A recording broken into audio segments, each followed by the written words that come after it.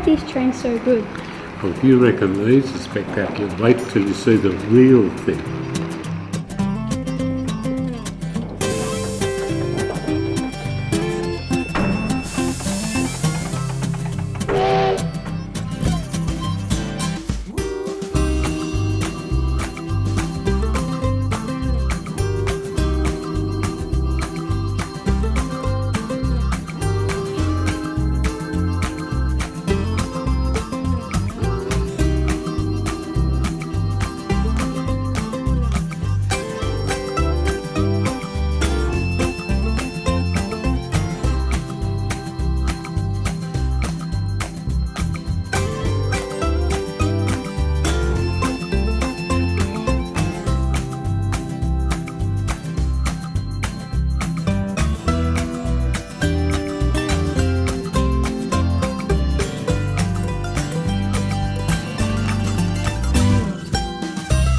Hi, my name's Jack Nicholson.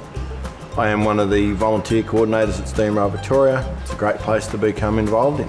My name's Rebecca Thistleton. Like Jack, I'm involved with the marketing committee, and we do a lot around working to publicise SteamRail, getting SteamRail in the media. And when we're on the train, we do all sorts of things. We talk to passengers, we get people to sign up for memberships and serve coffee, basically whatever's needed around the place. There is never going to be a day out at SteamRail where there's nothing to do and where everything is done. So there is just so much work to be done, particularly on the engines and with the restoration works, on the carriage and the day-to-day maintenance, as well as getting some of the trains that aren't actually in service to a stage where they can be running again.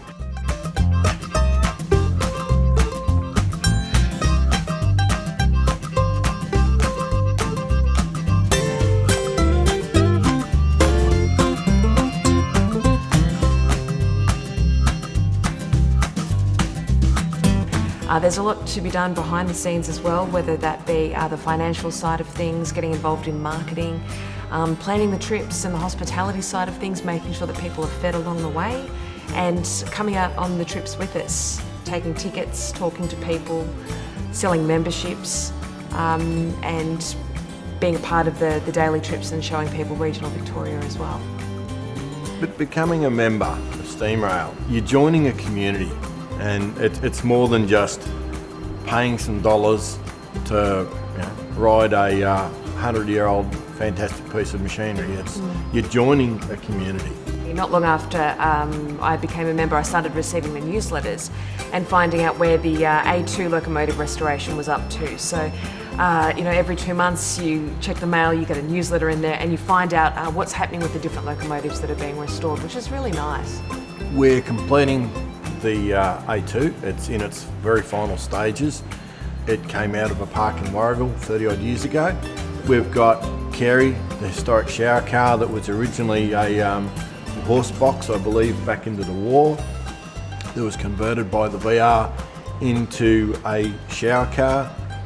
I myself actually experienced that as a Gippsland school kid on what was known as the Train of Knowledge by the Victorian Railways. A one-week school trip from Bairnsdale all the way through to Swan Hill and return, sleeping on the majority of the carriages that we actually have here. It's really important to have that back on the track. And it's not just me, there's so many people that I've run into that experience the Train of Knowledge as young kids and also have such phenomenal memories. The A2 restoration project has been absolutely huge for SteamRail because people have had to put so much work into taking that from being, a really dormant locomotive sitting in a park to bringing it back to a fully operating steam engine again. It is the only operating A2 of its type in the country, and it's really exciting for us to know that it's going to be taking passenger trips out again soon. They ran on the overland to Adelaide from 1916, being replaced by the R classes in 1950s. These guys were some of the backbone of the Victorian Railways network, and it's a privilege to be involved with that. This time last year, the train behind us, the K190, was actually black. And so that was a huge process for the paint job for this and a couple of other engines as well. So there's always something going on. I was lucky enough to drive K190 for my 30th birthday last year. So SteamRail Victoria's got a really good relationship with the Goldfields Railway up between Maldon and Castlemaine. And up there you can do a driver experience where the train is essentially yours for the day. And you can take a group of friends and family up there with you. And from taking the cold loco in the morning, firing it up and driving it yourself throughout the day, it was the best day of my life. The sorts of trips we do include a lot of shuttles around the inner city network on Good Friday as part of the Good Friday appeal. For the rest of the year though, we tend to get the trains out onto the regional lines. So we'll take trains down to Traralgon during the snow season, out to Geelong for the Rail Sale, up to Echuca, to Maldon via Castlemaine, Bendigo, all over the state.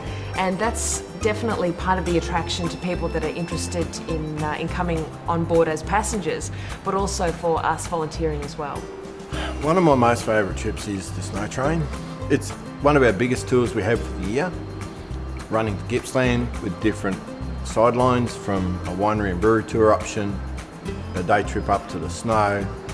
You can go and explore the old gold mining town of Walhalla, ride the narrow gauge railway, explore the gold mine, beautiful lunch. That's just one trip, but we've got a whole facet of different trips to different areas. It's great too, there are a couple of trips where there is an overnight option, and the sleeper cars that people are sleeping in, they are reminiscent of a completely different era of steam train travel where staying overnight on a train was really common. And these are some of the carriages that we used as part of the Overland, and so much work has gone into their restoration. They really don't look all that different to what they would have done 80 or 90 years ago. It's really great at the end of the trip to say to people who are going on a steam trip for the first time, would you like to come on board another steam rail trip? And they will always say yes. And that is exactly right. At the end of each trip, their faces are beaming when they're walking off the carriage, and they can't thank you enough for the experience that they've had.